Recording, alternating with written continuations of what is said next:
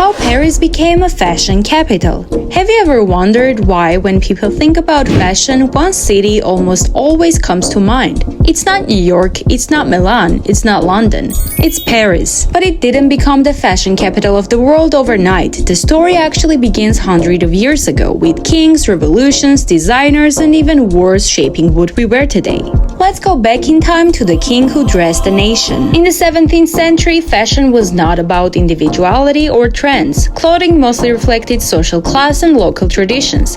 That changed under the rule of Louis XIV. Also known as the Sun King, Louis XIV understood something powerful. Fashion could be political. He transformed clothing into a symbol of power and prestige. At his royal court, nobles were expected to dress extravagantly. Wigs, silk stockings, everything had to be luxurious. But here is the genius part. Instead of importing fabric, the king invested heavily in French textile industries. He encouraged silk production and tailoring inside France. The result? France didn't just wear fashion, France produced fashion. European aristocrats began copying what they saw. Dressing like French became a symbol of sophistication, and that's how Paris slowly became the center where the trends were born.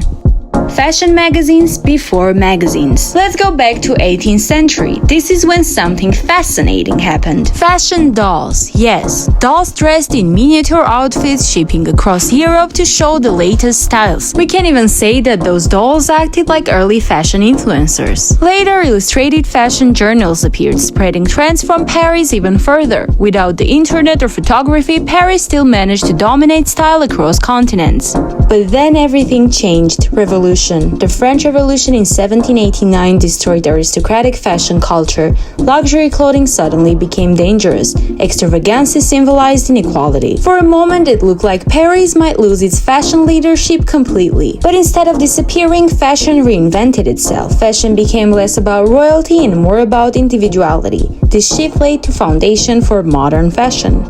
In the 19th century, one man transformed fashion forever. His name was Charles Frederick Worth.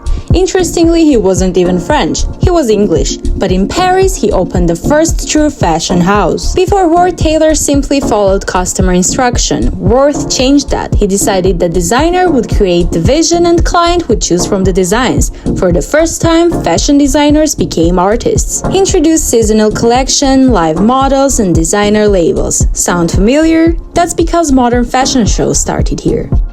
The early 20th century brought another revolution. Women were entering workforce, society was changing, and one designer understood this perfectly. It was Coco Chanel. Before Chanel, women's fashion was restrictive. Corset-shaped bodies, heavy fabrics, limited movements. Chanel introduced simplicity, comfort, freedom. Her designs weren't just beautiful, they were practical. As we know, this is the time when Second World War happened, and Paris was occupied. Many believed that the city would lose its fashion dominance forever. German authorities even attempted to move fashion production elsewhere, but designers resisted. Some hid designs, others continued working quietly. Fashion survived underground. After the war ended, Paris emerged stronger than ever. Fashion became a symbol of cultural recovery, and this is when the rise of fashion houses happened. Throughout the 20th century, legendary fashion houses expanded Paris' reputation. Brands turned into global empires. Designers blended art, architecture, and culture into clothing. Fashion shows became theatrical experiences. Editors, celebrities, and buyers traveled to Paris twice a year to see the newest collections. Soon, Paris Fashion Week became one of the most important events in the industry. Even as cities like Milan, London, and New York grew influently, Paris remained the ultimate authority.